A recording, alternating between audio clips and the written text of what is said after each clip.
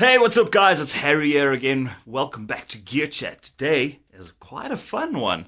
Today, I'm going to tell you guys a really quick story about my very first guitar that I bought. It was, man, it was, there's no easy way to say this. It was a beige Squire Bullet Strat. So, yeah, it's not the greatest guitar. However, it really was the guitar that taught me the most about playing, because that was obviously when I was still busy learning, etc. And a very interesting thing happened when I bought it.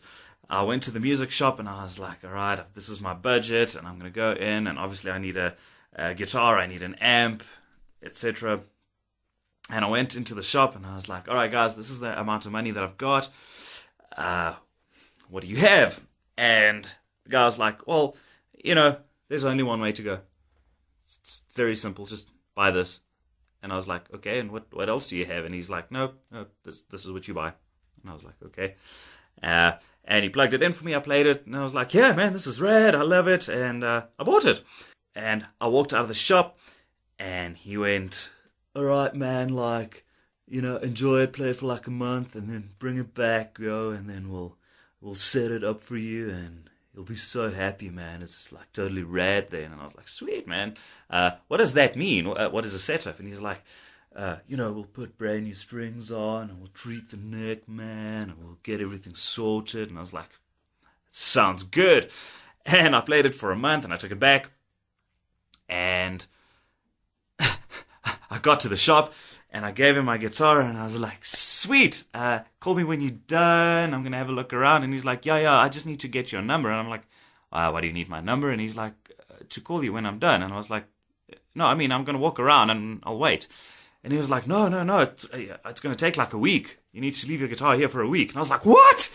What do you mean I need to leave my guitar here for a week? I was like, freaking out. I was like, I don't want to leave my guitar for a week. And I ended up having to do it, and, they got me thinking, I was clever back then, very young, but very clever, and I was like, yeah, but I have a gig, trying to kind of get a lone guitar, I mean, come on.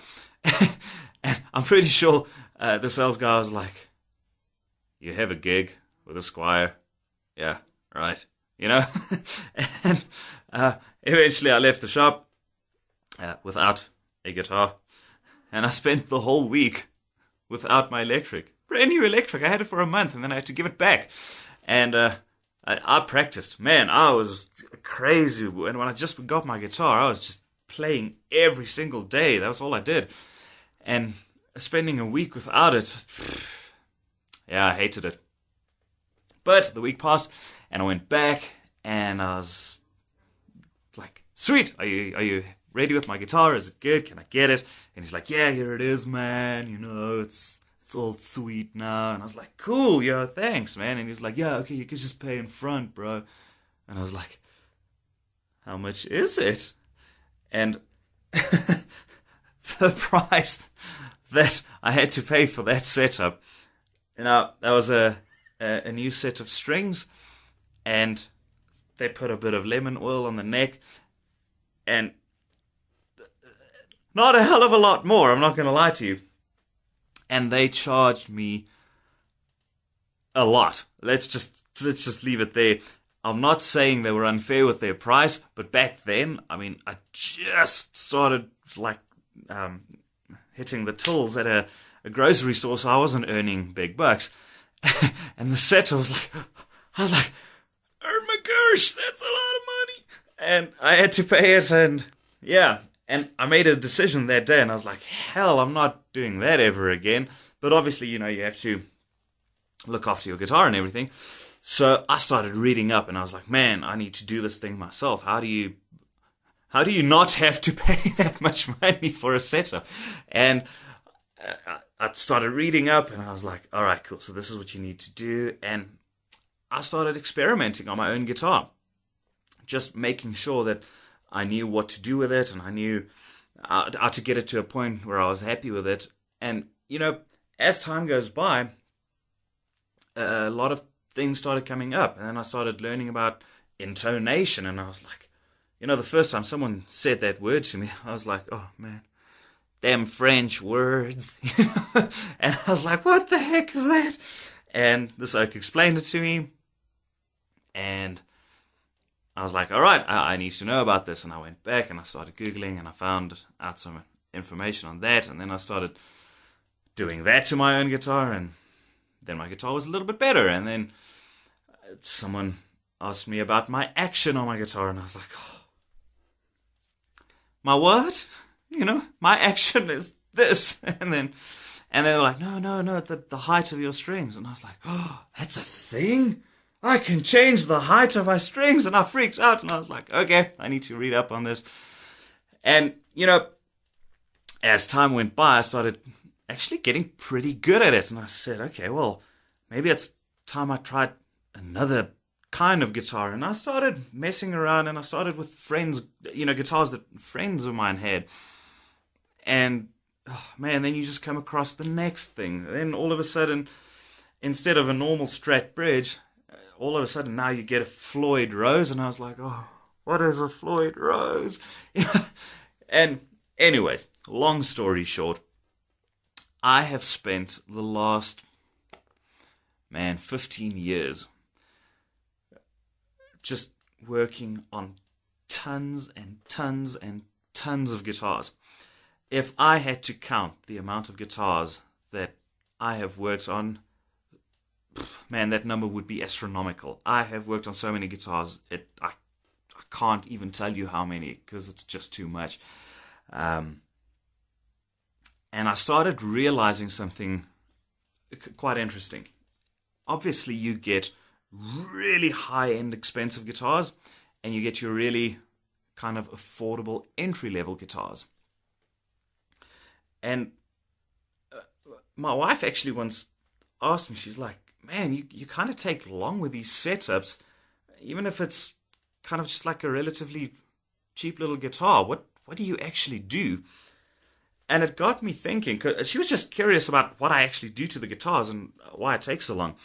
But it got me thinking, and I realized right then that, to me personally, if someone took the time and put in the effort to build a guitar, that guy had to love everything about guitars. So whenever I get a guitar in that I need to work on, I always think of it in that way.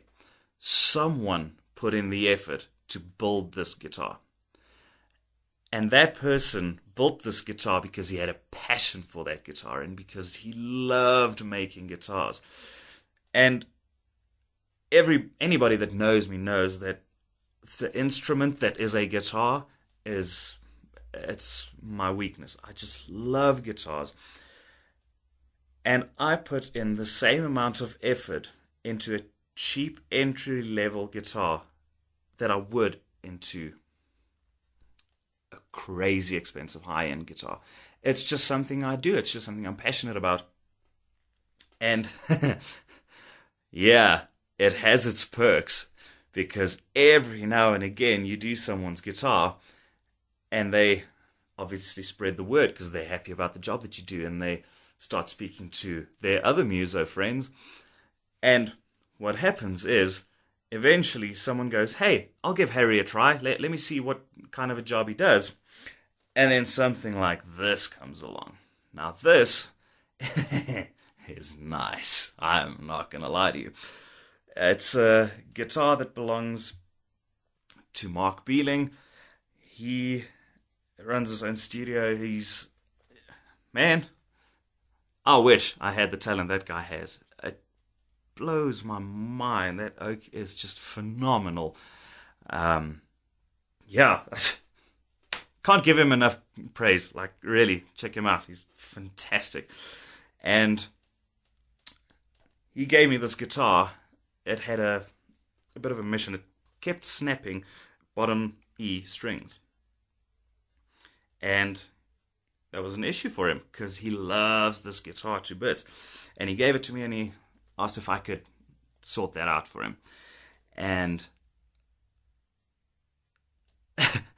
as I got this guitar, I just realized, man, that's why I needed to learn how to set up guitars. Because every now and again, someone's going to come around and give you a jewel of an instrument that you can work on. And fixing it, setting it up, working on it has its perks, because obviously you get to play on it a bit. So I just finished setting this up. It sounds so nice. It's just lovely. It feels incredible in your hands. I just love it. I might not give it back. I'm joking. I'll give it back. But I might cry. Anyways, so it's a guitar that I'm not used to. I have, only once or twice in my life played this shape guitar. I do love them to bits. Like, man, I wish I had one, to be honest. But they're really expensive. And so it's a bit uncomfortable for me. I'm not used to the crazy amount of weight at the back of the guitar. It feels like it wants to slip off my leg. But I figured, you know what? While I have it, let me tell you guys the quick story of why I started setting up guitars, and then have a bit of a jam. So I'm going to jam out with a bit of a, I just recorded a loop, and I'm just going to check out my skills on this fat neck. I'm not used to that. I'm used to very thin, like skinny necks. So this is going to be interesting. But yeah, thank you guys so much for watching. And do subscribe, like the video. And yeah, next time I have a very special thing that I need to show you. I got a new piece of gear, and yeah, it's nice. So I'll show you guys that next time. Thanks for watching. Have a good one. Cheerio.